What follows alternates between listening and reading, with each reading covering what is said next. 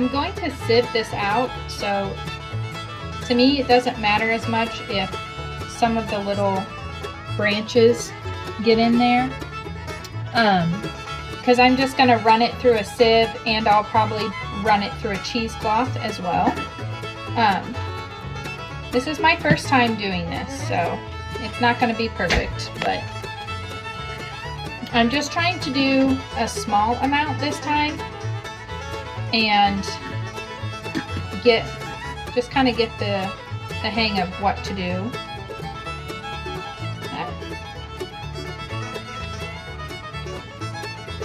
I'm also trying to make sure that like the greenish tinted ones aren't in there.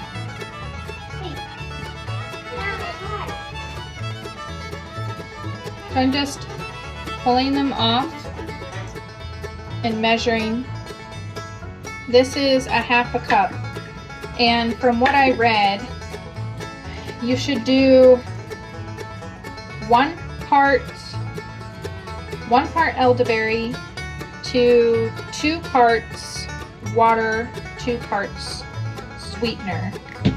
But I also wonder if you even have to put that much sweetener in it, or if it's just a preference of it tastes better when you put that sweetener in it. So I'll kind of play around with that too. Like I said, this is all kind of experimental this time around. So I'll get better at it. And now that I know that light, now that I know we have elderberry on our property, I know where to look every year. And we also did buy elderberry plants at our local farmers market. So we have those, and then I do have some from an auntie. It's actually my husband's auntie, but I was just excited to find them out in the wild, so to speak. So we're gonna kind of experiment with these wild ones, and then we'll know how to do it better once our elderberry bushes start to produce, because they're really not producing yet. They're just maybe a few months old. I don't know. They're not very old.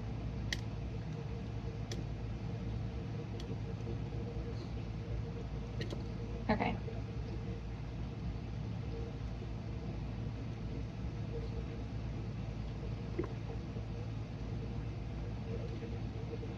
I now understand what my mom said by, that's tedious work.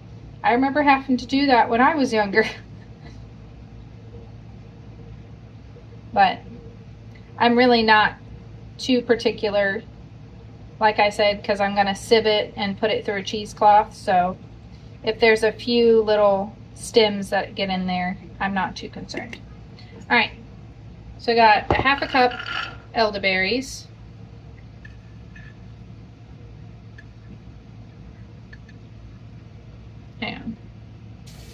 And we're going to do 2 parts water.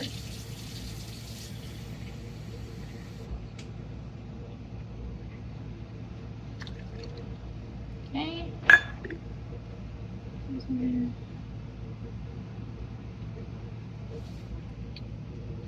And some honey. Honey from our bees.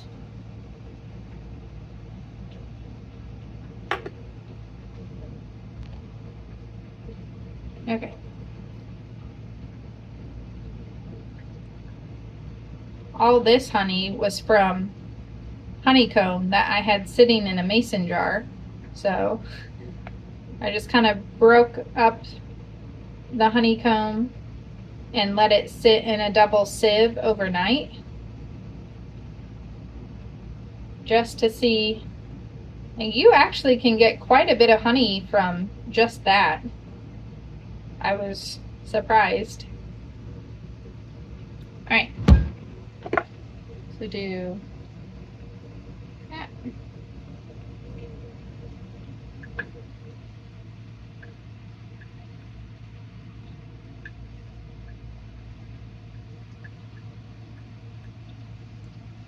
Okay, now turn it around.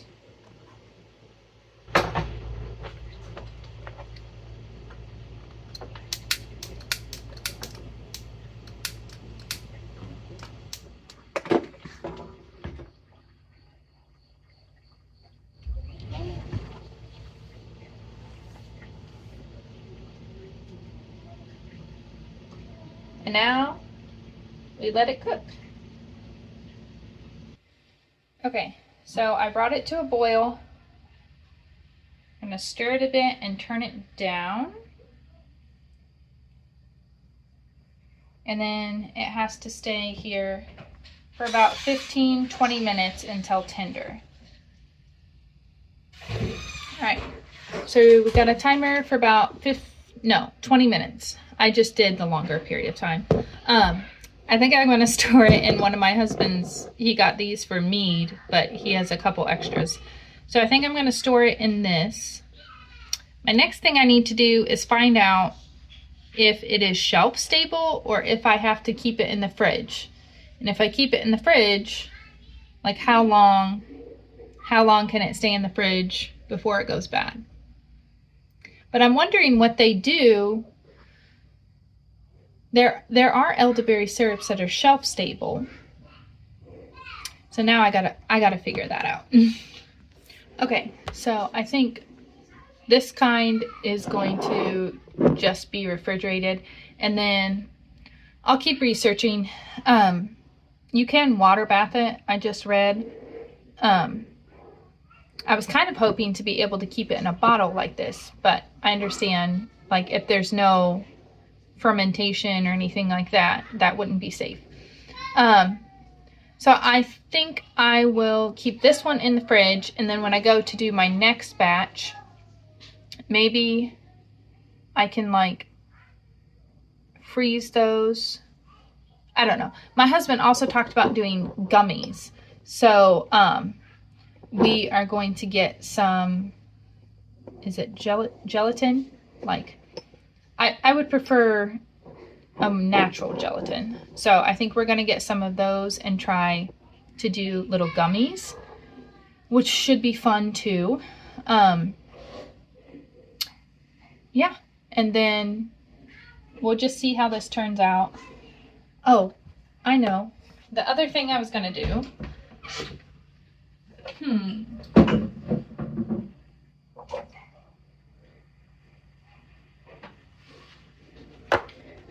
is going to add some cinnamon, because they said,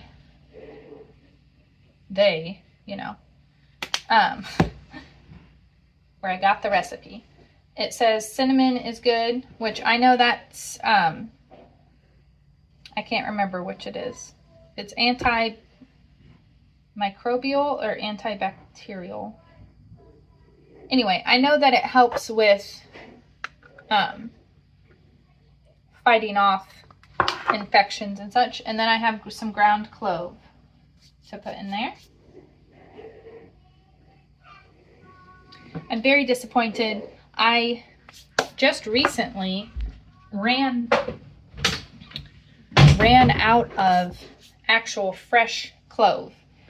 And if you've never had fresh clove, you're really missing out. We had gotten clove for a couple years when we we went on mission trips to Guyana, South America, with our church. And then my dad has been back a couple times with like a men's work group and has brought it back.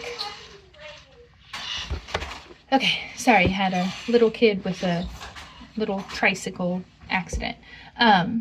So we've had cloves that, like, they come kind of like that, like a little twig or a branch, and then a rounded clove. Almost looks like the peppercorns. So kind of rounded like that. and you can pinch it and add it into things, or sometimes I just put it in a coffee grinder and would grind it up that way. But those are much more potent, in my opinion, than just the cloves that you get at the store.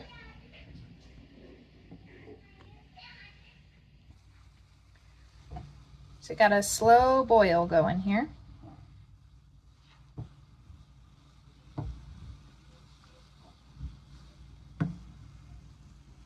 Okay, it just dawned on me. It's not a huge issue, but I put the honey in as I'm boiling it, and it just dawned on me that when you do that, it actually like kills the good bacteria in the raw honey. So it's not an issue. My preference is I should have added it after the fact. So like after this is cooled down and done boiling, because now I feel like we've lost out on all the really good health benefits of raw honey, and we just have it in there for a sweetener. So this is why you do things in small amounts, and this is why you do things multiple times, because you learn. So that's one mistake that I've made that I don't want to do again. So just a little tidbit. I'm sure others watching are probably already knew that, and you're probably talking to yourself at home while I was doing I just didn't really think through that before putting it in here. But yeah, that raw honey has more, we say bacteria, and that is often a word that scares people. There's good bacteria and there's bad bacteria.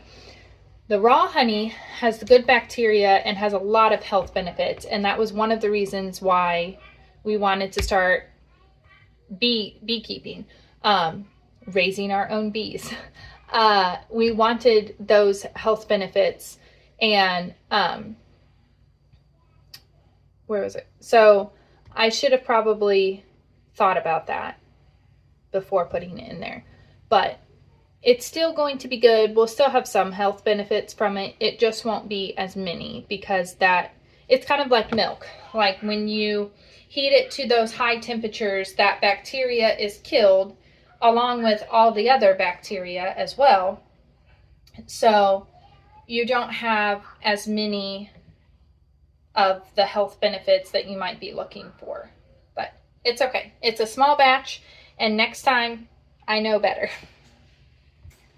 Another thing I could do, because I didn't use as much honey in this first batch, I didn't do the like the 2-to-1 ratio.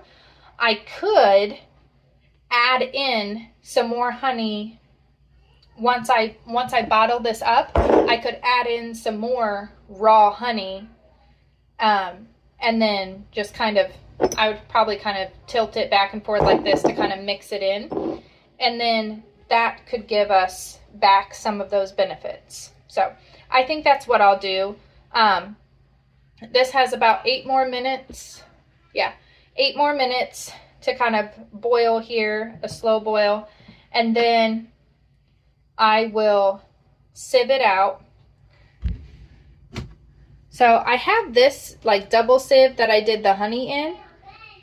I might do that, or I might use, let's see.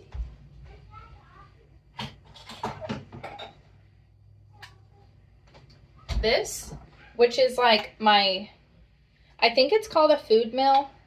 It's like a hand food mill. So I put it in here, turn it. It's not as good about straining out small things. But if I did this and then put the sieve underneath of it, like this, that might work. Might do that. And a cheesecloth. Might do all three.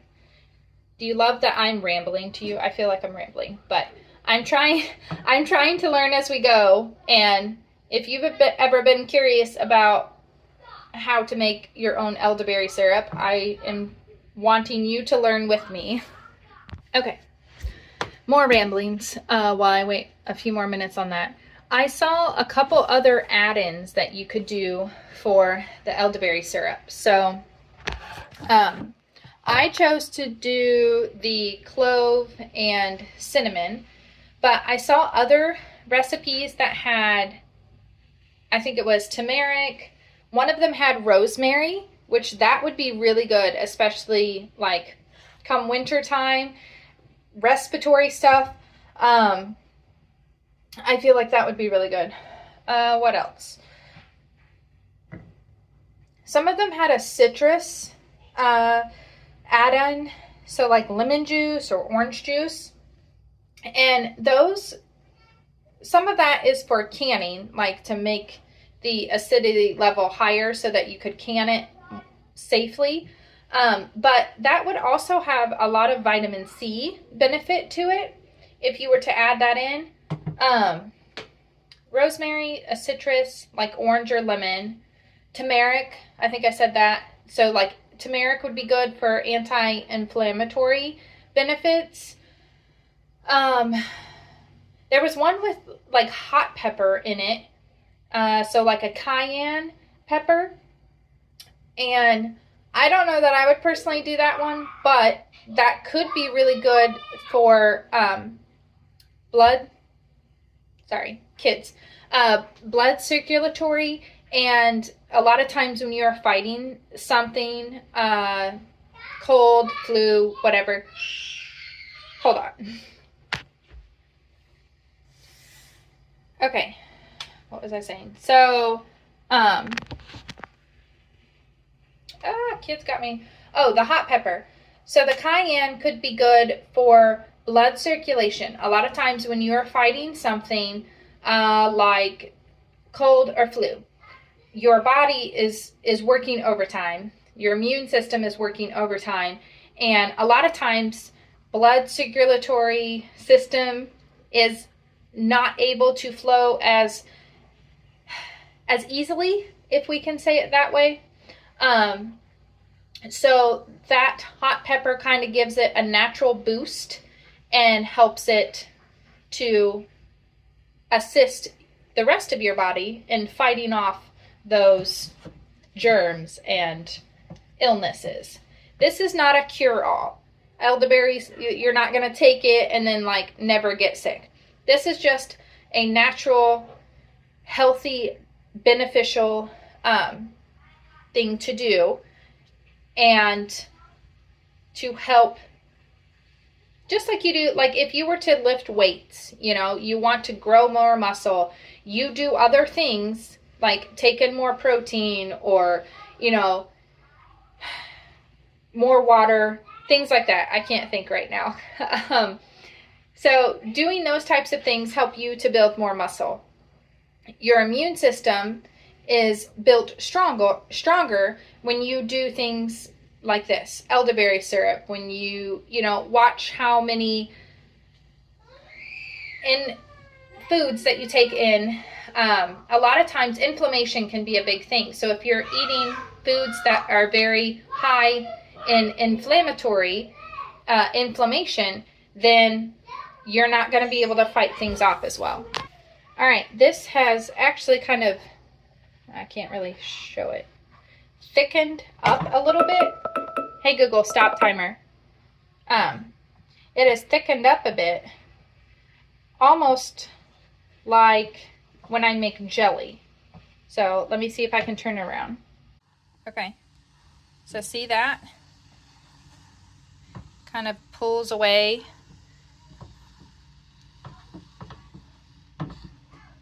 All right, so we're done with this, and now I'm gonna probably sieve it into the bowl. All right.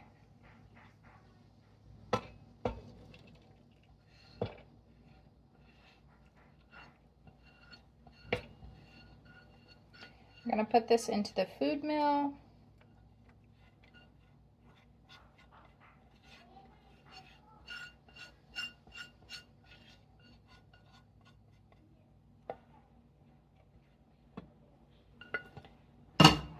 Then I will send it through I think what I'm going to do is I'll put the cheesecloth over top of this and then kind of put it in like that. So just kind of make sure all the berries get down.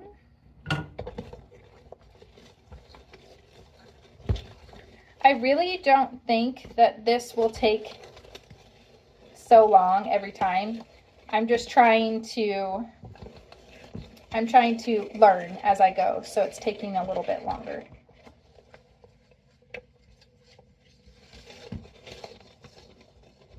Okay, and as you can see, that's cutting down quite a bit, so that's good.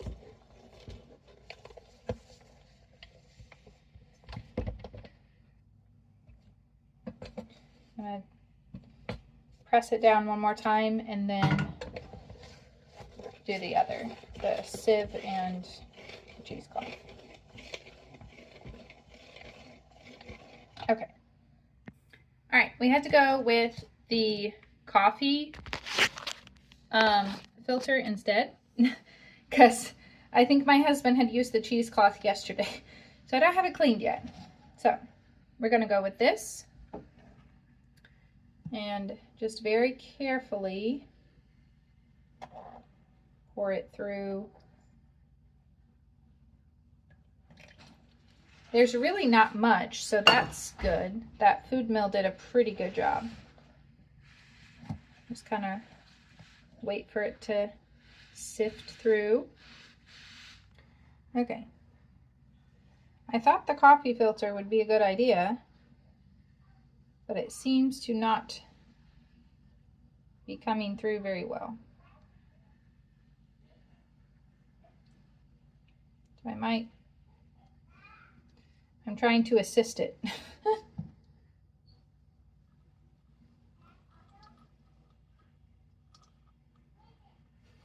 I remember having to do this with goat's milk all the time. Sometimes it would be too thick to come through.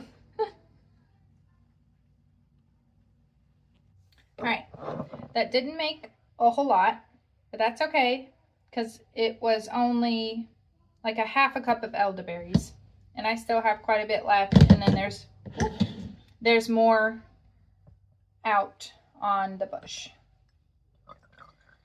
So this is good for the first try, and we'll just keep getting better. Do that. Okay. And I am going to add just a touch more honey. I only have a bit left. I don't know that it necessarily needs it, but like I said, just for the health aspect, I'll add a little bit more. The sweetened aspect, I think it's perfectly fine.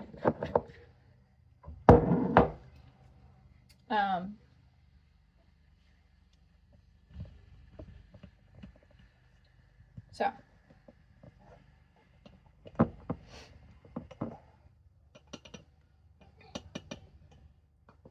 that last bit.